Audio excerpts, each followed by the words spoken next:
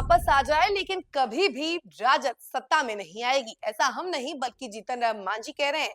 नमस्कार, news foundation देख रहे हैं आप और मैं हूं सानिया आपके साथ। कल जीतन राम मांझी ने प्रेस वार्ता किया और इसी दौरान उन्होंने राजद पर जोरदार हमला बोला और इसी दौरान उन्होंने कहा कि डायनासोर हो सकता है कि धरती पर वापस आ जाए, लेकिन ये कभी नहीं हो सकता कि राजद सत्ता में वापस आ जाए, क्योंकि लोग जो है उस जंगल राज को भूले ही नहीं है और राजद को मौका देना ही नहीं चाहते हैं। और राजद जो है एक तरीके से एक बिहार के लिए सही नहीं है और इसी तौर पे उन्होंने प्रेस वार्ता में ये सारी बातें कही हैं, राजद पर हमला बोला है और कहा है डायनासोर वापस आ जाएंगे लेकिन राजद सत्ता में कभी नहीं आएगी।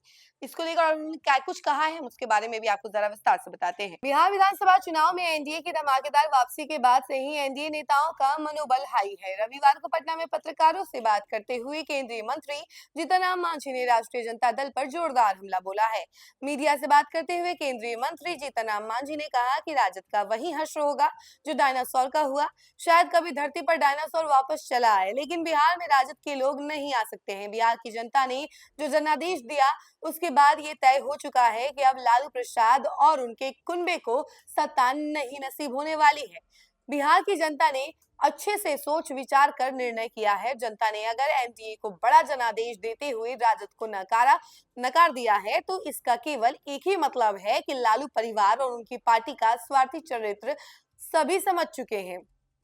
और ये बात जो है जीतन राम मांझी के द्वारा कही गई है। जी हाँ, जीतन राम मांझी ने कल प्रेस वार्ता किया था और इसी दौरान उन्होंने राजद पर जोरदार हमला बोला और ये सारी बातें कही और कहा कि जो लोग हैं वो राजद की मंशा अच्छे से समझ चुके हैं कि राजद स्वार्थी है, अपने परिवार को आगे बढ़ाती है, चाहे ये सारी चीजें जो है लोगों के मन में है और इसी वजह से लोग उन्हें वापस सत्ता में नहीं आने देना चाहते हैं और कहीं ना कहीं इनका हश्र भी डायनासोर की तरह हो जाएगा।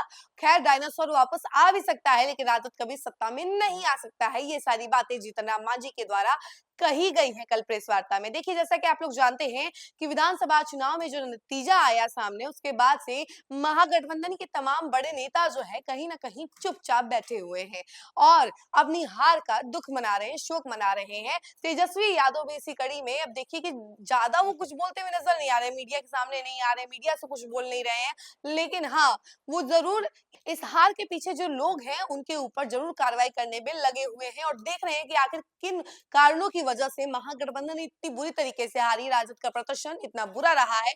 उन सभी कारकों को वो पहले ध्यान से देख रहे हैं, समझ रहे हैं और एक के बाद एक एक्शन ले रहे हैं। लेकिन हाँ, अभी तक वो मीडिया के सामने नहीं आए हैं, ना ही उन्होंने कुछ कहा है और तेजस्वी यादव भी एक तरीके से चुपचाप बैठे हुए हैं। उधर राहुल गांधी का भी कोई बयान नहीं है इस पर और तमाम नेता जो है कहीं ना कहीं चुप्पी साधे हुए बैठे हैं। महागठबंधन की इतनी बुरी तरीके से हार हुई है। जैसा कि आप लोगों को पता होगा कि चुनाव से पहले जितना बोलबाला था राजद का, महागठबंधन का, लग तो यही रहा था कि राजद ही जीतेगी, महागठबंधन की जीत होगी और बार बार जिस तरीके से योजनाओं के बारे में बता रहे थे और एक के बाद एक वादे कर रहे थे, उसका हश्र ये होगा किसी ने अंदाजा भी नहीं किया था कि इतनी बुरी तरीके से हार जाएंगे तेजस्वी यादव। तेजस्वी यादव लगातार लोगों से जनसंपर्क कर रहे थे, लेकिन कहीं ना कहीं जो इनके समर्थक थे और जिस तरीके के गाने वगैरह सब बने इनको इनके लिए, इसका हश्र जो है सामने आ गया और इसका जो एक तरीके से कहा जा सकता है नतीजा, वो इतना बुरा रहा कि तेजस्वी यादव धरातल पर गिर गए और तेजस्वी यादव इन्हीं सभी कारकों को अब ध्यान से देख रहे हैं, समझ रहे हैं और एक के बाद एक एक्शन ले रहे हैं। लेकिन इसका फायदा जो है एनडीए लगातार उठा रही है। एनडीए जो है महागठबंधन पर हमलावर है और इसी कड़ी में राजद पर भी कई सारे हमला कर रही है, यानी बातों का जो तीर है वो चला रही है और इसी कड़ी में जीतन राम मांझी ने भी तेजस्वी यादव को लेकर और आरजेडी को लेकर ये सारी बातें कही थी। इस कड़ी में फिलहाल के लिए इतना ही। ऐसे ही तमाम अपडेट के लिए जुड़े रहे हमसे और देखते रहे न्यूज़ फाउंडेशन। धन्यवाद।